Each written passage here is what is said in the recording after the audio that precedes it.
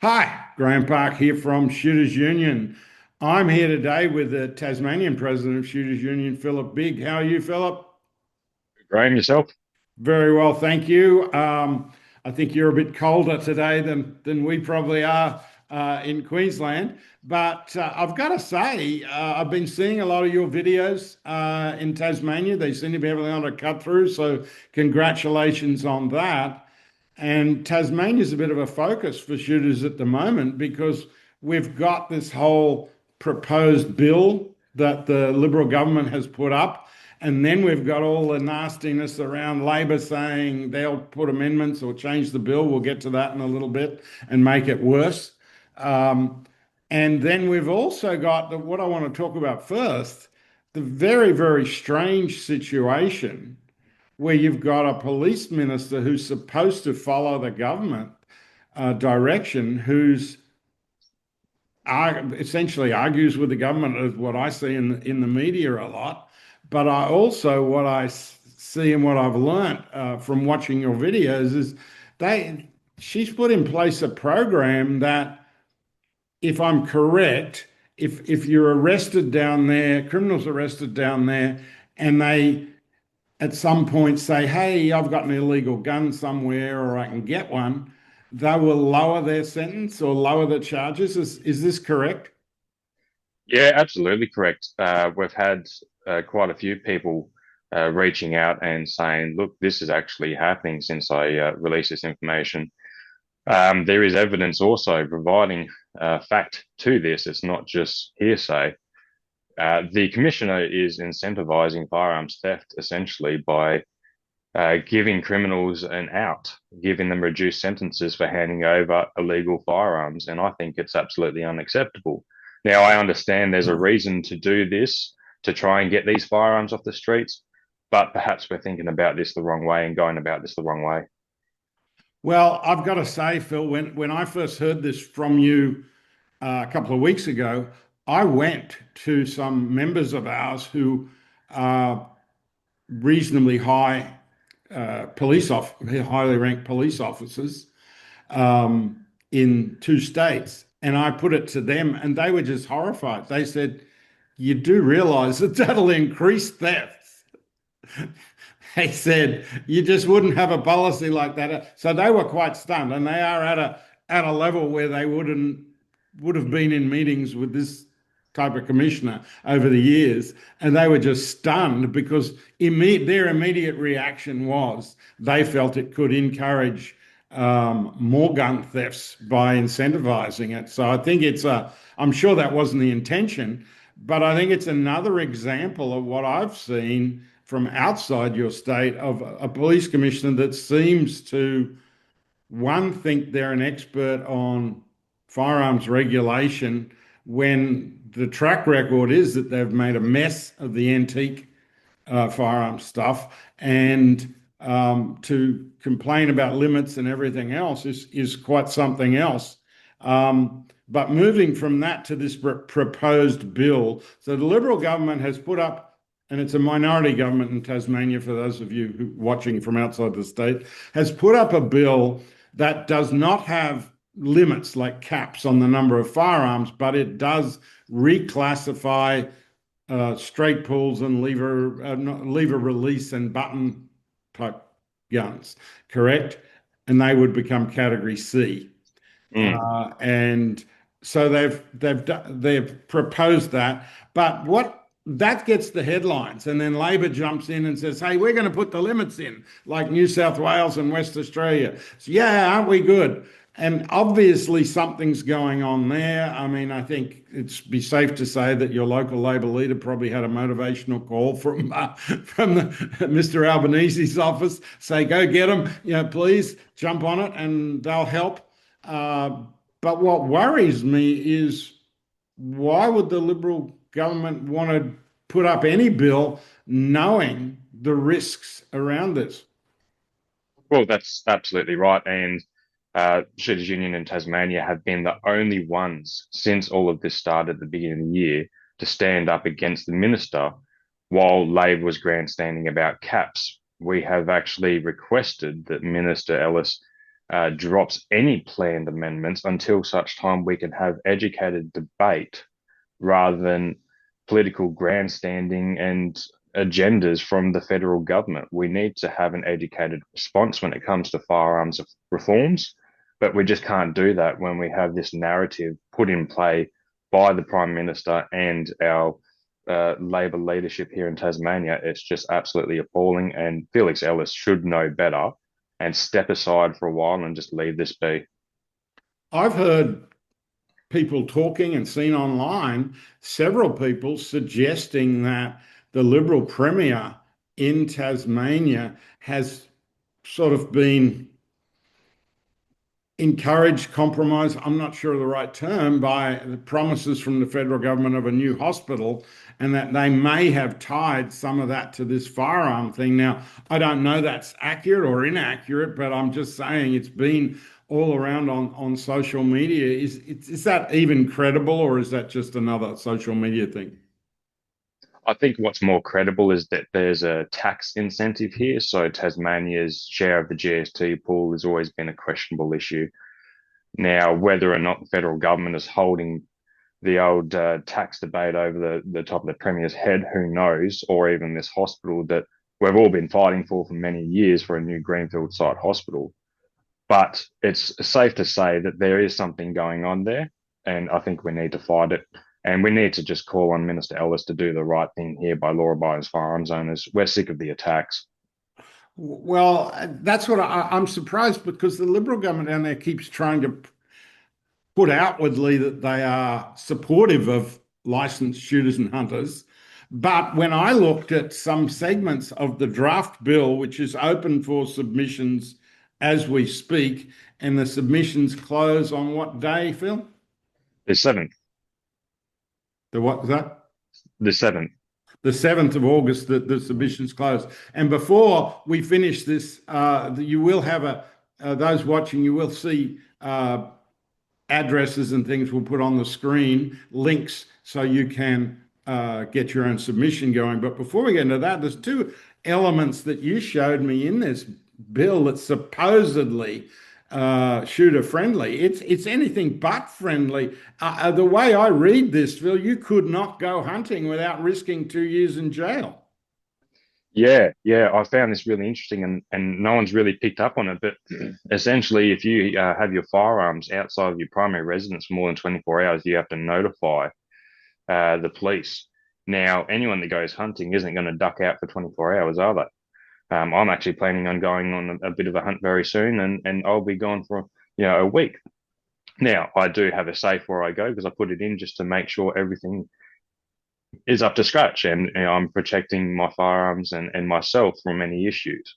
But the point is 24 hours. I mean, that's just absolutely ridiculous. And the fact that you can go to jail for a minimum of 2 years, come on. What's the Well, go? what it seems to say here is if you're in some hunting camp in the bush for a couple of days and you haven't sent them the GPS location or something, which is ridiculous. And I've got to say, I'm sure the Tasmanian police, like police around the country, and many of our members are police officers, are hard, flat out. And you really think they need Philip Big ringing them up to say, hey, mate, I'll be 15 miles 20 kilometers left of this, but about 5 kilometers south of that, walking up. I mean, it's ridiculous. They won't be able to keep track of it. It will just become useless information. But to threaten people with 2 years, that they're even saying before you move or do anything, you should tell them in advance. I mean, Yeah, this is the level of micromanagement to be stupid. So people should be very aware of this, even if they aren't worried about the other things. That's an issue. But there's another one in there. It's very common, especially in country areas, to lend firearms to people. And in every state around the country, you can lend firearms to another licensed person. And there are different limits of time and things like that. Some are forever, some are a few months. But Tasmania, I'm just looking on this bill, it's it would have to you would have to have not only the person you lend it to have a license, which is the current situation, they would have to have a formal background check from the government, and have to have, agreed storage. They basically can't do it. And if you loan someone a firearm, 2 years in jail for lending another license. I'm not talking about you lending it to some crim. I'm talking about another licensed person that I come down to Tassie. I've got all my licenses, and you say, let's go hunting, and you lend me a gun. We could go to jail for 2 years. That's from a government that says they're trying to work with shooters. That seems an outrageous overview, and that's not getting any coverage in the media. It's completely ridiculous what they're proposing here. That if you want to lend your firearm to a mate that may not have a certain caliber and they need to go and do some control, for instance, you have to log into the National Firearms Register website, verify their identity, verify they have a license, verify their storage before you can do anything, and sign all these checkboxes online. I mean, this is just getting absolutely crazy. This is for a National Firearms Register that actually doesn't exist yet. Yeah. So that's another piece of interesting thing. Now, on the limits they're talking about of 10-gun limits, I was amazed because Tasmania already has the strictest, or as strict or stricter, I think they're stricter than pretty much every other state on storage now, where if you have over 10 guns in Tasmania, and stop me if I'm incorrect, but if you have over 10 guns in Tasmania, you need a active monitoring system like an on-time monitored alarm system, which are not cheap. And that effectively creates a limit because up till 10, you can just have your gun safe. But over that, you've got to spend hundreds or thousands of dollars on a monitoring system, a live monitoring system. So, doesn't that effectively address their concerns about larger number of firearms? Well, you'd think so, but nothing's ever good enough, especially for Tasmanian Labor at the moment. So if you do actually hit that threshold of 10, you will be inspected, and they'll actually verify you have an active system in place and that everything meets the current storage regulations. So, I encourage everyone, if you do have that inspection, to get a safe inspection seat and make the officer sign off on it so you have a copy verifying that you are up to regulations as well. It's really important that you protect yourselves from this bureaucracy. But at the moment, I mean, the cap is meaningless. A cap will do nothing to curb any type of illicit use and possession of firearms. None of this will, Phil, because it's only addressing law-abiding people who aren't the problem in the first place. It won't take one firearm away from one criminal anywhere in Tasmania, not one.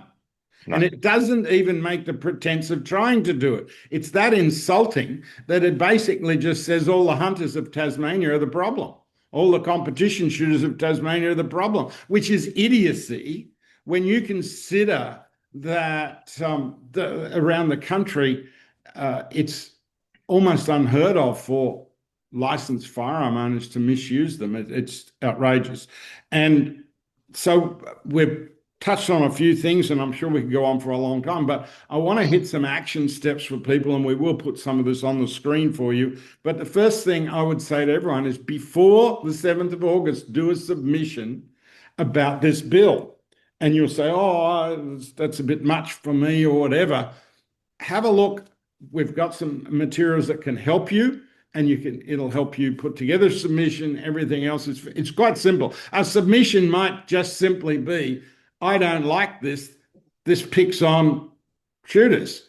Yeah. The whole thing's a waste of time. That is a submission. People think a submission's got to be 5 pages. Yes, groups like Shooters Union and the Shot Group in Tasmania will put in formal submissions, but we need to hear from you as people, the everyday gun owner. Put in there, in your own words, no swear words, but put in there what you think about it. That's the first thing. Second is a letter to your MP, or call your MP's office and make an appointment. If you know them, if you're in a regional area, you know the local, call them up, say, I want to come talk to you about this, and show them. I bet that most of them don't even know that there's something in there that you could go to 2 years jail for going hunting and that sort of silliness, or you won't be able to lend guns. I'm sure the average MP doesn't know that. You tell them this stuff, they might suddenly decide they're not going to support it at all, and that's what you want. So do the submission, get a letter in or a call to your MP,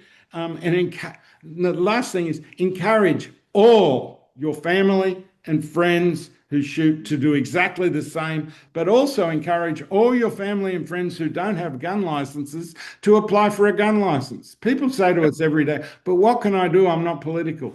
Get your friends and relatives to get a gun license. That's what you can do, because the more gun licenses there are, the more the government will stop and think before they go off on these knee-jerk reaction nonsense that they seem to be going down on.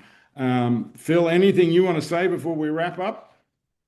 Yeah, I think it's really important for people to understand that for years now we've had little dribbles from the commissioner and the minister with changes, for instance, the firearms license application questions, which we're still waiting on that being finalised, which completely overstepped. It went too far to go into your own medical history, for Yes. instance. So it's not just this draft bill. Even medical professionals were shocked. Yeah, it's absolutely disgusting how far this commissioner is willing to go to get what she wants, and that's no firearms at all. It makes no sense, and it's just completely uneducated bias as well. So we've got to stand together and stand up for what's right here and have some common sense. Thanks very much, Phil. And everyone, it's time to act. You've only got the next few weeks. Get in there, act. You can stop this. This can be prevented. It can be improved. Don't feel like it can't. It really can. There's some really good things happening behind the scenes that Phil and other people, the shot group in Tasmania, are working on. So thanks everyone for watching.